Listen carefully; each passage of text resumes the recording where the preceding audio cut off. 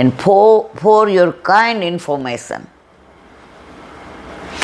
તમે જે એન્જિનિયર કંપનીમાં નોકરી કરો છો ને, નીરવ શાહ મારો દીકરો છે.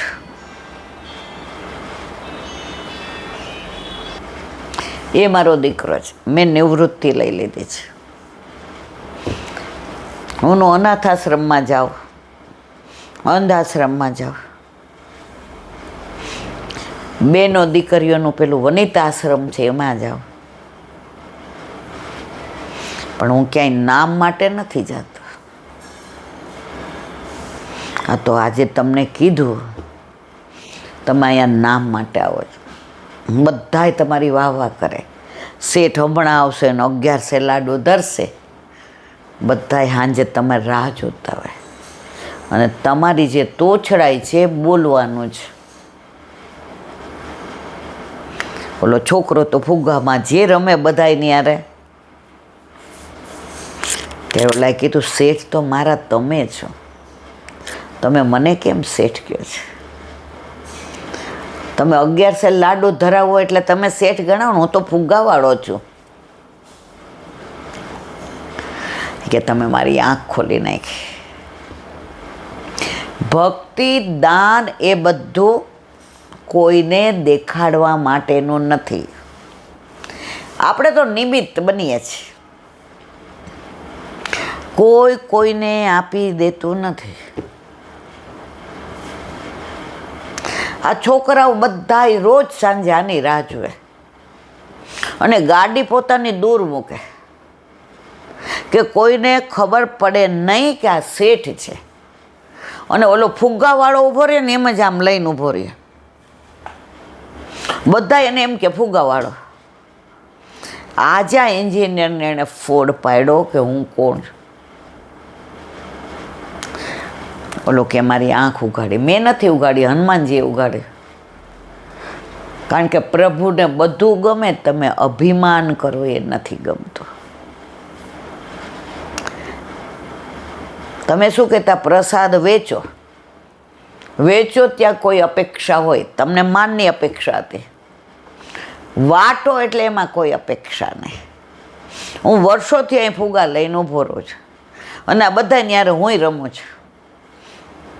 એમાં મને જે મળે છે નિજાનંદ, એની કોઈ કિંમત નથી. ઓલો સમજી ગયો. ત્યારથી નક્કી કર્યું કે લાડવા બનાવવાના, ઘરે ધરાવવાના.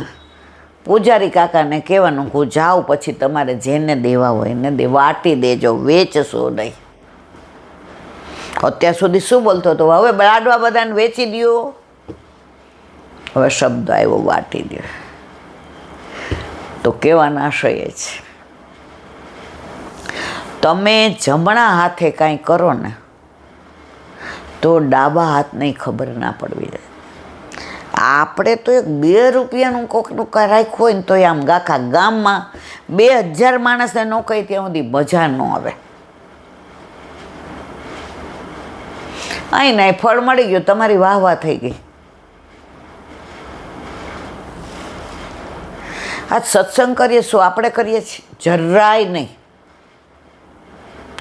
નિમિત્ત બનાવે છે.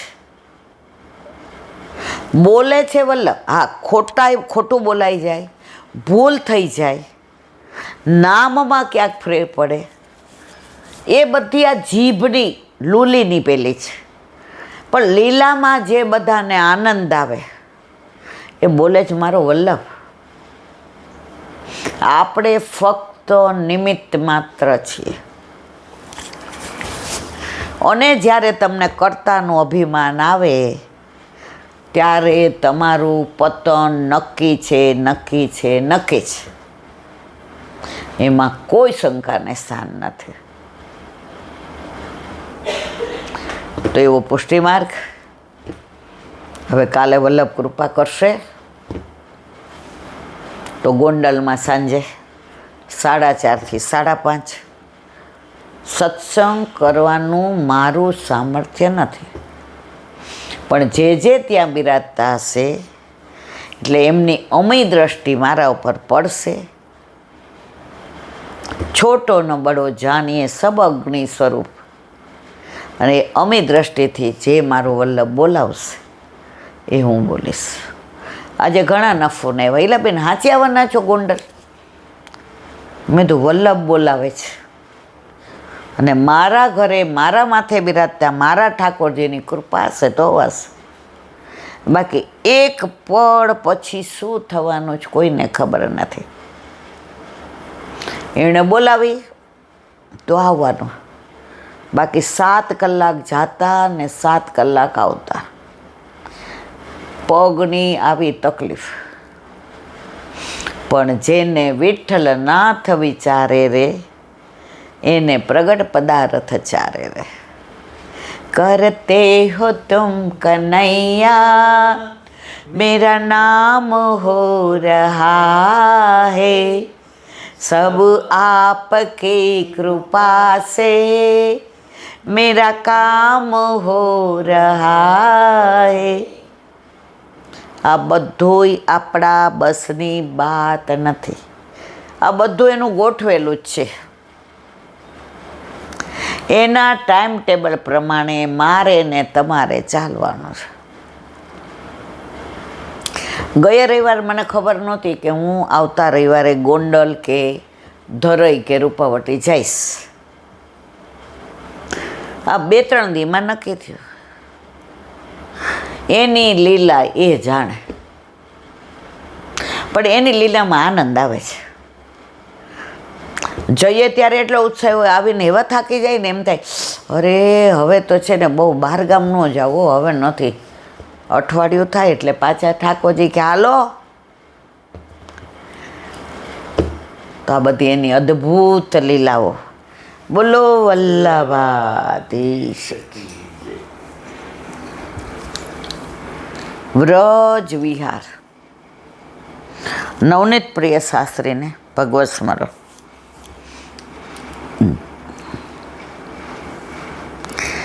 વ્રજની વાત આવે એટલે પાછા 2026ની પરિક્રમા યાદ આવે, 2008ની આવે, 12ની આવે, 18ની આવે અને 26માં જીવતા રાખે જવાય. એક પળનો ભરોસો નથી. પણ જવાની પર્યાણ કરીએ ને એમાં બહુ આનંદ આવે. એ આનંદની અવધિ. આજ રે ગોકુળિયામાં નવરંગ નો બતવાગે જો.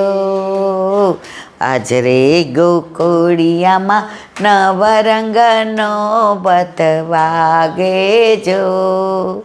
શરણાયો વાગે રે નંદજીને આંગણે. શરણાયો વાગે રે નંદજીને આંગણે. વ્રજ આવે એટલે બધું મગજમાં પાછું અહીંયા ભૂલી ગયા ક્યાં અમદાવાદમાં છે.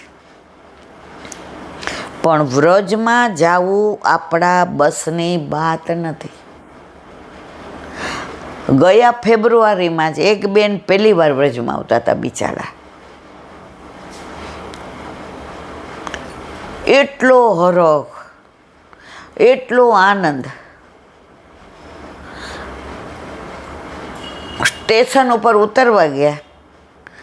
હવે ઉતાવળમાં ઓલું 2 મિનિટ ઊભી રહીએ, 2 મિનિટ ઊભી રહી એમ કરીને જલ્દી ઉતરવા ગયા, પડ્યા. તરત હોસ્પિટલ લઈ જવા પડ્યા મથુરા.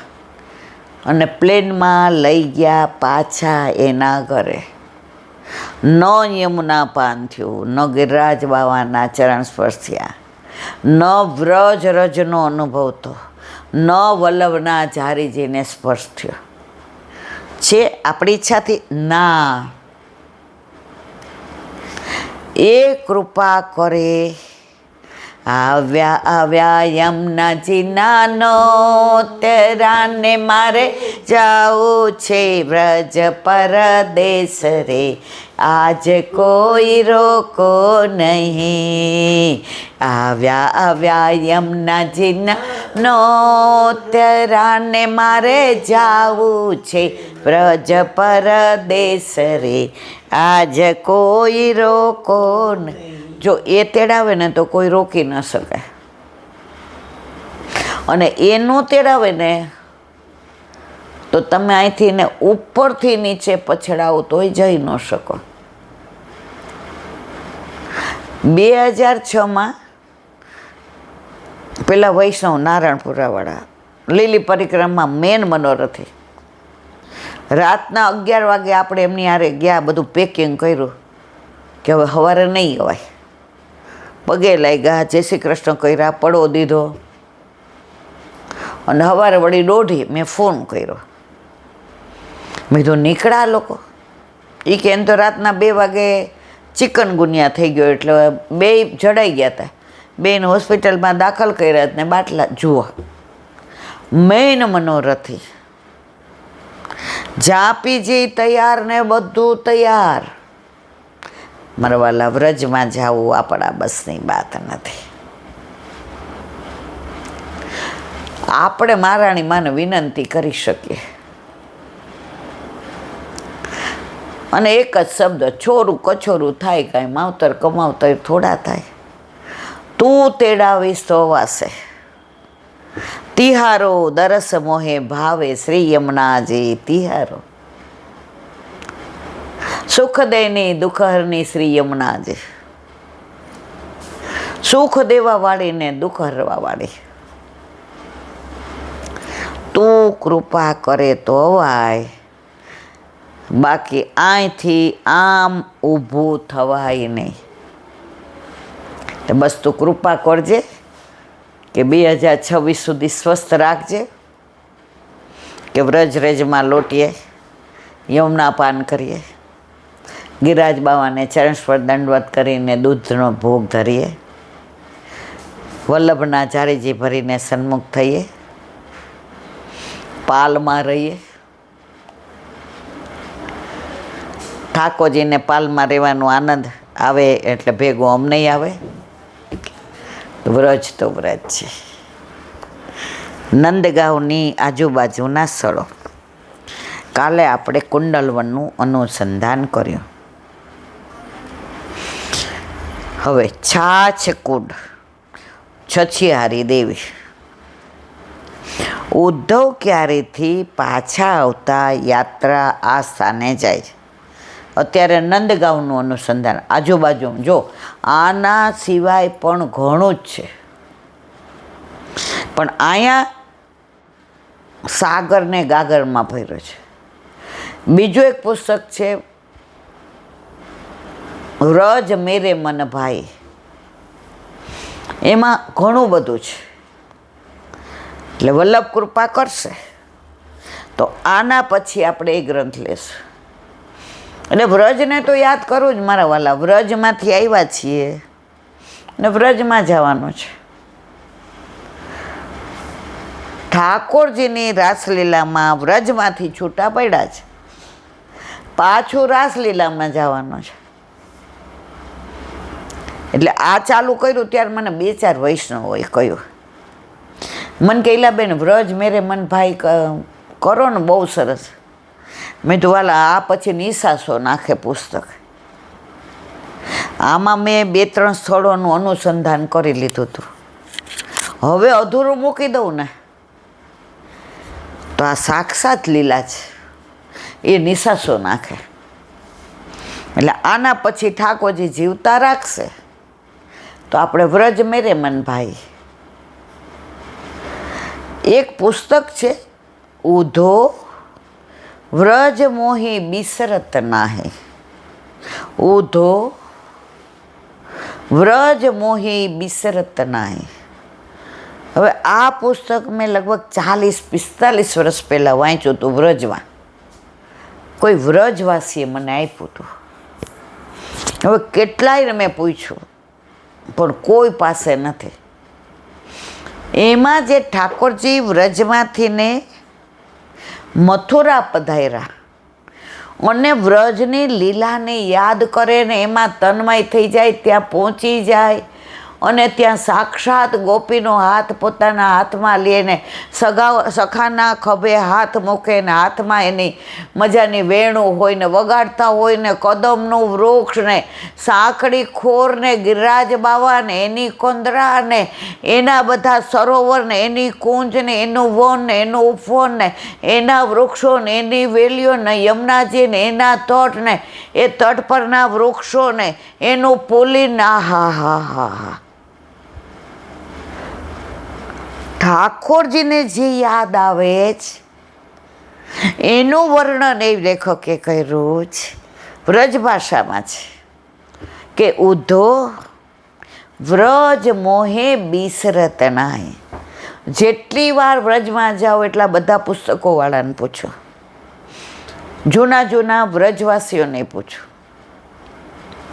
અહીંયાય ઘણાને પૂછ્યું, પણ ક્યાંય મેળ નથી પડતો. તો મારા વાલા વૈષ્ણવ, યુટ્યુબના માધ્યમથી હું તમને વિનંતી કરું છું કે કોઈ પાસે આ પુસ્તક હોય તો મને તમે આપજો. અહીંયા સત્સંગમાં વંચાઈ જશે, પછી 500% હું તમને પાછા આપી દઈશ. મારે રાખવા નથી, કારણ કે હવે મને ટાઈમ મળતો નથી બહુ વાંચવાનો. તો જેની પાસે હોય એ કૃપા કરીને મને પધરાવજો. ઉધો વ્રજ મોહે બિસરત નાહી. વ્રજ મારા પ્રાણ છે, વ્રજ મારું સર્વસ્વ છે. મને ક્યાંય જવું નથી. મને ઘણા એમ કે ઈલાબેન અમારી ભેગા અહીંયા યાત્રાઓ ના, મેં 4 ધામે જોયું નથી. જુઓ મારવાલા, મને ઘણા એમ કે જિંદગીમાં એકવાર 4 ધામ કરવું જોઈએ, હેલિકોપ્ટરમાં જઈ આવે. મારા 4 ધામ મારા વ્રજમાં જેટલી વાર જાઓ એટલી વાર કરું છું. ત્યાં કેદારનાથે છે ને, બદ્રીનાથે છે ને, ત્રિવેણી સંગમે છે, બધું છે. એટલે મારા પ્રભુના શરણે એ આવ્યા, એના દર્શન કરી લઉં છું, એને દંડવત કરી લઉં છું. પછી મારે ક્યાંય 4 ધામ જવાની જરૂર નથી.